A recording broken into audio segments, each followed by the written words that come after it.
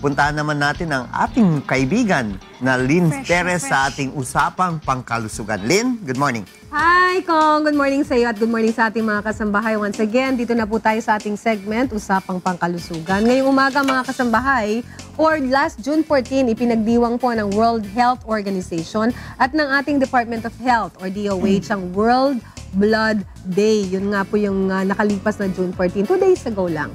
Tama ba? 3 days ago. 3 days ago. Layunin po ng pagdiriwang na yan na hikayatin po ang ating mamamayan na mag-donate ng dugo at itaas po ang antas ng kaalaman o awareness ng mga tao para sa mahigpit po na pangangailangan ng malinis na dugo na maaari pong magbigay ng buhay, lalong-lalo na dun sa mga taong nangangailangan. Sa buong mundo, milyon-milyon po ang buhay na naililigtas ng dugong nagmumula sa mga donors. Ang pagdaragdag po ng supply nito ay kalukaulagan din ng pagdaragdag din ng tsansang madugtungan ang isang buhay. Kaya't mahalaga po ang mag-donate ng dugo. Kailangan po nating pag-usapan, bakit nga ba maraming mga kababayan natin ang medyo hesitant or medyo takot magpakuha ng dugo. Para explain po yan, kasama po natin ngayong umaga ang isang family and community medicine resident. Siya po ay walang iba. Galing pa po sa Manila Doctors Hospital, si Dr. Ronald Ian Cady. Good morning, Doctor. Gandang umaga.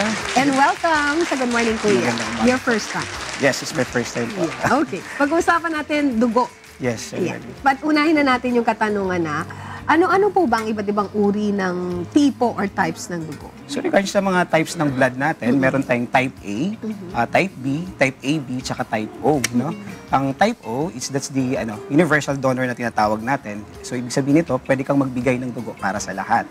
Yung type AB, Ako type O, ako do. so pwede ka. Pwede No? So ako. ikaw yung tinatawag na isa sa mga universal donor. Yeah. Yung type AB naman, sila yung mga recipient or acceptor. So pwede silang pwede silang tumanggap ng dugo galing sa ibang Okay. types Type ng A blood. yon. Type AB. That's Type type AB AB. yun. Yun yung mga konti lang na nagkakaroon ng ng type ng dugo, yung type AB. Yun yung tinatawag nilang royal blood, Doc. Bakit royal ba talaga sila? Hindi naman po, no? Yun lang natin kasi parang yun nga, parang sobrang konti lang ng mga percentage na nagkakaroon ng type AB. So bali ang ginagawa ngayon pag may mga tao, kasi usually pag nag-donate ka ng blood, ni-register natin yan, sinusulat lahat. So kung AB ka, so kasi nga konti lang tayo dito sa nagkakaroon ng type AB, so tinatawagan natin sila para if ever nangangailangan talaga tayo ng type AB na dugo. Nakala ko lang sila yung mas kailangan mag-donate kasi konti hindi lang naman yung po. meron Lahat na naman katulad po. nila. Oo. Pero maganda lahat po, mga kasambahay. But anyway, alamin na po natin kasi nga last June 14, mga kasambahay, ay nagsagawa nga po ng celebrate tayo ng World Blood Day. Donor Bakit, Day. ano po ba ang goal o layunin nitong drive na ito? So the goal or the purpose ng natin nung pag-donate ng blood is to let the public na mag-understand or maging aware tayo to raise awareness regarding the blood donation. So yun nga sinasabi ko, mga konti lang hindi naman sa kulang tayo ng supply or hindi sufficient, pero kailangan natin para anytime kung may mga emergencies, so nagkakaroon tayo ng mga sufficient na blood supply. Bakit nga ba kailangan nating encourage yung mga tao na mag-donate ng dugo, Doctor? Ayun, ang How pag-donate does it help? Kasi lagi namin naririnig nakakadugtong ng buhay, nakakadugtong Yes. ng buhay. Pero ano yung proseso kung bakit siya nakakasave ng life? Ito yung pagdodonate ng dugo. So ang pag-donate ng dugo, wala namang sinasabi kasi masamang epekto sa katawan natin.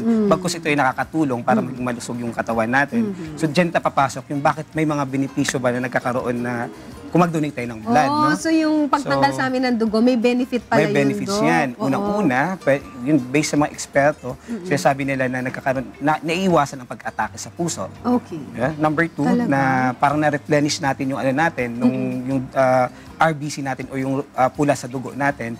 Kaya usually after 3 months, di ba sinasabi 3 to 6 months, pwede ka na ulit mag-donate, no? Doktor, ibig bang sabihin, kasi isa sa mga kinakatakutan ng tao yan eh. Pag nag-donate ka ng blood, medyo marami. So, ang takot mo, kumunti yung blood mo. Nagpo-produce ba ulit ng tamang dami ng dugo yung katawan natin pagkatapos mo mag-donate? Unang-una, yun nga, isa sa mga kinakatakutan nila is Oo. parang, baka naman baka naman babawasan ako Ako naman ang maging low blood pag Oo. nabigay ako ng dugo, di ba? Ang sa katawan natin, meron tayong 5 litro. So parang isipin mo, 5 litro ang Coke, no? Parang ganun din sa dugo. So ang tatanggalin sa natin, pag nag-donate tayo, Ilang is litro? 450 lang. So parang kalahating litro lang siya. Okay. So after 3 months, mapapalitan siya. Okay. So that's sa mga 1 to 20 days, no? So after 3 months, mapapalitan. So after 3 months, pwede ka na ulit mag-donate ng blood. Wala namang epekto, Doctor, yung pagbawas ng halos kalahating litro ng dugo sa katawan natin. Walang masamang Usually, epekto wala po. naman po epekto po iyon. Yun nga, mas nakatulong pa siya, Kasi- nalilinis natin o na-replenish natin yung ano natin. Nagkakaroon ka ng bagong dugo. Bagong dugo. Ano? So napapalitan yung minsan naging mahina or yung mga ano natin, yung mga sa cells natin.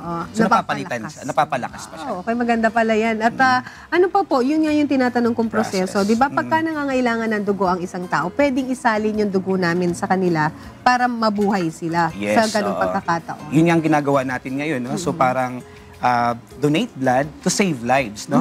So yung process na ginagawa lalo na sa hospital, no, ang ginagawa natin unang-una magparehistro. Pag nandun ka na, magparehistro tayo. So, nandito na tayo sa proseso. Sa process na tayo. No? So, magpa-register tayo. Opo. Then you have to fill up, yung may form kami, may questionnaire tayo, or in blood donor registral form. No? Pangalawa, magpapatimbang tayo doon. Okay. Pangatlo, yun yung Bakit po magpapatimbang, Doctor? Sorry to cut Opo. you. Meron bang kaugnayan yung timbang namin Yes sa po, pagdodonate ng opo. dugo? Unang-una, ang timbang dapat hindi bababa sa 110 pounds Okay. or 50 kilograms. So no? yung mga payat na payat, di Oh, pwede. depende naman po yun. Kasi meron namang payat na payat pero matangkad. Depende rin po yun. No? So parang inaano din natin, tinitingnan natin yun. Yung parang tinatawag ng body mass index nila. Okay. Pero usually, yung mga... ang ginagawa, pag more than 110 or 50 kilograms ka, Opo. so 450 ml yung tinatanggal at dinodonate na blood. Okay. Pag less than, pag mga 90 to 110, usually mga 250 lang. may ganon. So may ganon. Mas konti May lang. konti lang. Okay. Depende nga yun sa ano mo, sa weight mo, Okay. no? Tapos So, sorry, nakat kita. So, pagkatapos mo kuhanin yung timbang, ano po yung yes, susunod yung na proseso? pagkatapos ng timbang, may medical history. Medical So yung isang doktor, titingnan kayo, interviewin kayo, 'di ba may form na sinasagutan. Then tatanungin kayo ng mga doktor regarding dun sa mga sinasagutan nyo. Tapos, may screening po iyon, physical examination.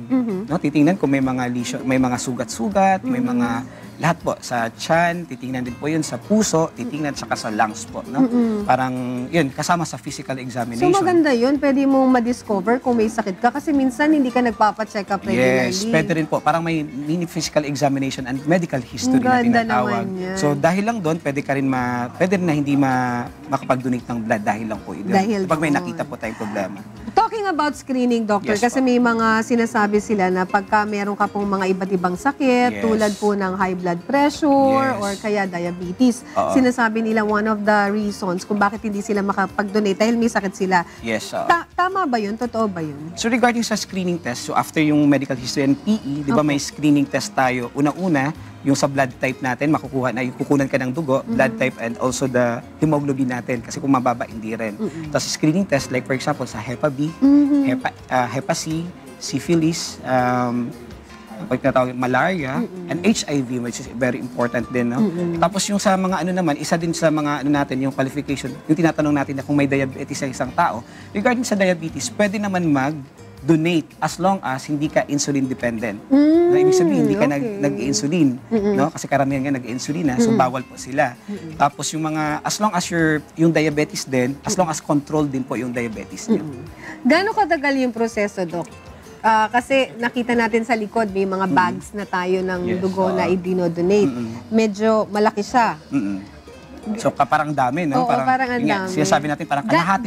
Gano'ng katagal yung proseso na Usually, yun, ang Doc? process natin is nasa 2 to 3 hours siya, 2 no? to 3 hours. Kasi nagtatagal lang siya dun sa screening test na tinatawag. Okay. Kasi after ka makuha ng dugo, yung sa screening test, like mga sinabi ko kanina, pagbabalik mo, dun pa lang malalaman natin kung pasado po tayo sa Okay. screening test. Kasi once na mag-positive or may nag-positive or reactive ka dun sa isang sakit, yun, Hindi pwede. hindi pwede.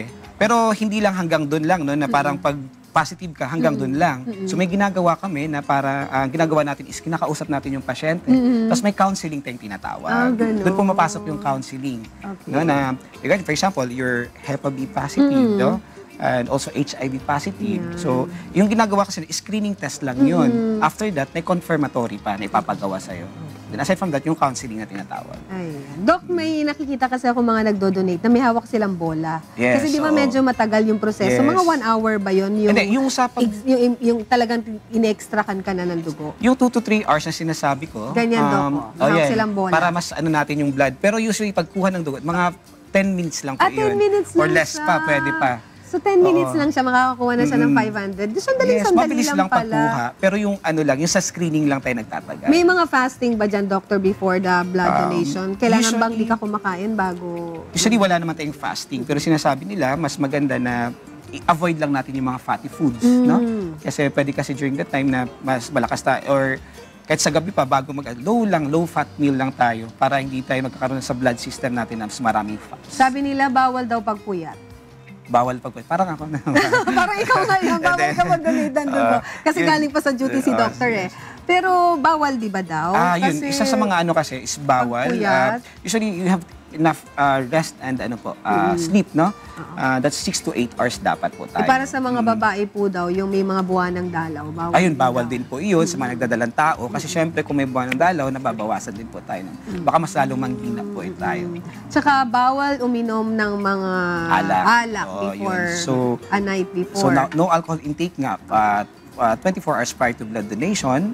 Tapos, no medications din. Baka umiinom ng gamot, no? So, lalo ng mga antibiotics, bawal din po Bawal yun. na bawal yan. Oo. Okay. Paano po yung may mga tato? Di ba may mga ganon? May mga kababayan kasi tayo nagpatato Yes. before pero gusto pa rin po nilang mag-donate. Yes. Yung mga may tattoo, pwede naman po siya, Pwede no? siya. Pero may time frame tayo na kung kailan pwede siya. For example, 6 months to 1 year. Depende kung gaano kalaki yung tattoo niya.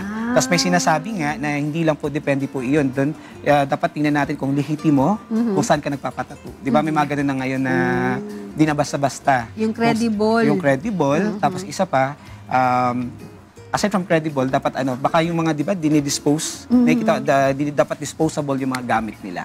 Dapat hindi contaminated. Yes. Okay.